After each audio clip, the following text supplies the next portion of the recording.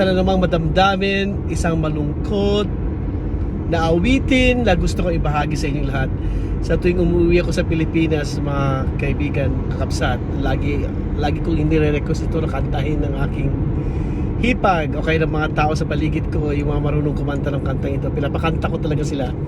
Pakinggan natin.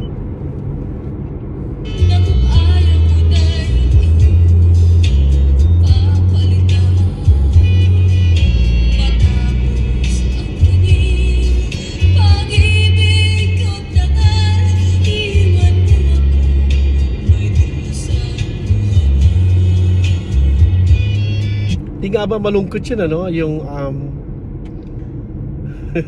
pagkatapos mong ibigay ang lahat tapos iiwan ka, yung nagmahal ka ba ng totoo at lubos tapos bigla mawawala siya, no?